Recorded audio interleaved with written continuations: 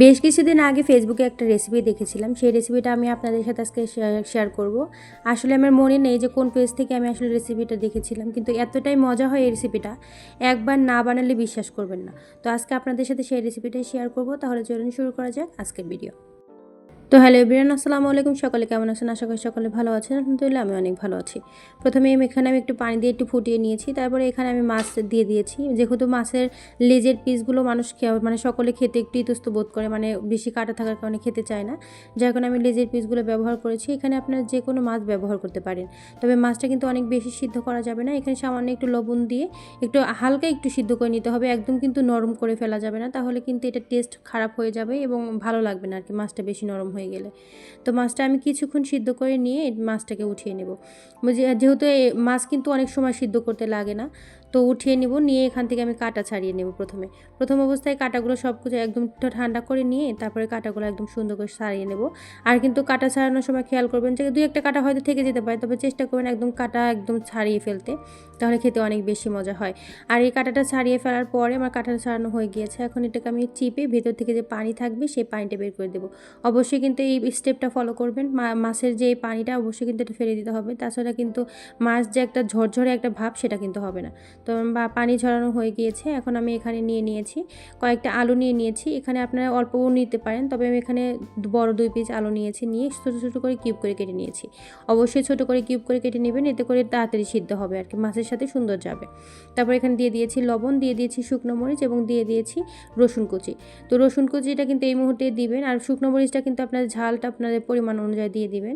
তারপরে দিয়ে দিয়েছি 1 কাপ পেঁয়াজ কুচি আর কি। তো পেঁয়াজ কুচিটা দেওয়ার পরে আমি কিছুক্ষণ নেড়ে সিদ্ধ করে নেব। সিদ্ধ করে নেওয়ার পরে এখানে দিয়ে দেব মরিচের গুঁড়ো সামান্য, দিয়ে দিয়েছি হলুদ গুঁড়ো এবং দিয়ে দিয়েছি লবণ। এই স্টেপটা শেষ। এখন এটাকে আবার কিছুক্ষণ ভেজে নেব। আর আপনারা চাইলে এখানে কিন্তু আরও একটু ঝাল বাড়ানোর জন্য কিন্তু শুকনো মরিচটা একটু বেশি করে বা মরিচের গুঁড়োটা একটু বেশি করে দিতে পারেন, এতে কোনো সমস্যা নেই। তবে আমি বেশি ঝাল করব না, যার কারণে মরিচের গুঁড়োটা একটু কমটাই ব্যবহার করেছি। তারপর আগে থেকে যে কিউব করে কেটে রাখা আলুগুলো সেগুলো দিয়ে আবার কিছুক্ষণ ভেজে নেব। মানে স্টেপ করে ফলো করতে হবে, সবগুলো কিন্তু একবারে দেওয়া যাবে না।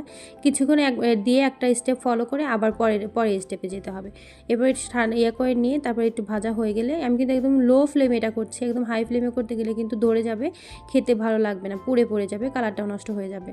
যার কারণে একটা স্টেপ করে দিতে হবে। চুলার ফ্লেমটা একদম কম আঁচে দিয়ে তারপর এটাকে রান্না করে নিচ্ছি। এরপর দিয়ে দিচ্ছি আগে থেকে যে মাছটা আমি পানি ঝরিয়ে রেখেছিলাম সেই মাছটা দিয়ে আমি এখন আবার কিছুক্ষণ নেড়ে ভেজে নিব। এটা কিন্তু কোনো প্রকার ঝোল ব্যবহার করতে হবে না, এরকম হালকা আঁচে দিয়ে এটা এভাবেই কিন্তু পুরোটা সিদ্ধ করে রান্না করে নিতে হবে। পানি কিন্তু দেওয়া যাবে না, এটা কিন্তু ফলো করবেন অবশ্যই। অনেক সময় দেখা যাবে যে আলু সিদ্ধ হবে না, সমস্যা নেই। চুলার ফ্লেমটা অনেকক্ষণ দিয়ে ধীরে রেখে দিলে দেখবেন যে আলুটা খুব সুন্দর করে সিদ্ধ হয়েছে। তো এরপরে এই মুহূর্তে আমি দিয়ে দিব ভাজা জিরার গুঁড়া, ধনিয়া গুঁড়া। এখানে কিন্তু প্রথমে আমি ধনিয়া গুঁড়ো দিয়েছি। ধনিয়া গুঁড়ো দিয়ে দেওয়ার পরে আমি আরও কিছুক্ষণ নেড়ে আবার দিয়ে দিয়েছি জিরা গুঁড়ো। ভাজা জিরা গুঁড়ো দেওয়ার চেষ্টা করবেন, আর ধনিয়া গুঁড়োটা কিন্তু শুরুতে না দিয়ে শেষে দিবেন, তাহলে খেতে আরও অনেক মজা হয় আর কি।